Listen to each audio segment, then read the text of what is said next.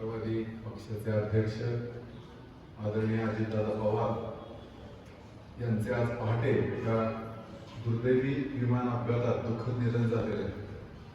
खरं तर विश्वास बसू नये अशा प्रकारची ही बातमी अत्यंत तीव्र आणि फार दीर्घकालीन पडसाद उमटावेल इतकी मोठी ही राज्याची झालेली हानी आहे.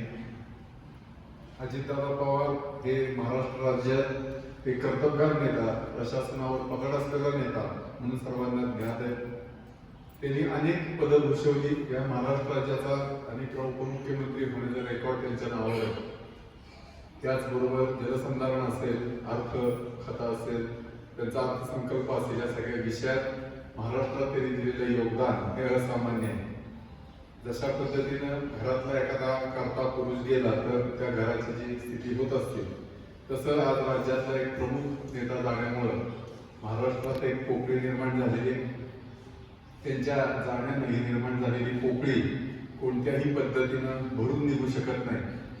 जे परमेश्वराच्या मनात असेल त्याच्यावर आपल्या कोणाचा काही इलाज चालत नाही. मात्र ही अत्यंत दुर्दैवी घटना आहे. संपूर्ण महाराष्ट्रात आज शोकसागरात बुडवलेला आहे. जरी राजकीय विचार काही असेल ते संपूर्ण राज्याला सोबत घेऊन जाण्याचं वकूफ हे अजितदादांकडे होतं.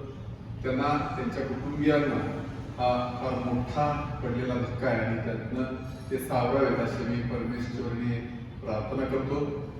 मी शिवाजी विद्यापीठ कोल्हापूर, डेक्कन एज्युकेशन सोसायटी पुणे, नगर वाचनालय सातारा, डॉक्टर होमी बाबा स्टेट युनिव्हर्सिटी, सगळ्यात महत्त्वाची आपल्या सगळ्यांची मातृसंस्था असलेली श्रीनिधी एज्युकेशन सोसायटीचे हिंदवी पब्लिक स्कूल, या सर्व संस्थांचा प्रतिनिधी म्हणून त्यांच्याविषयी अत्यंत मनापासून भावपूर्ण श्रद्धांजली व्यक्त करतो आणि परमेश्वराला अशी प्रार्थना करतो की त्यांच्या कुटुंबियांना ते दुःख सहन करण्याची क्षमता प्रत्येक देऊ.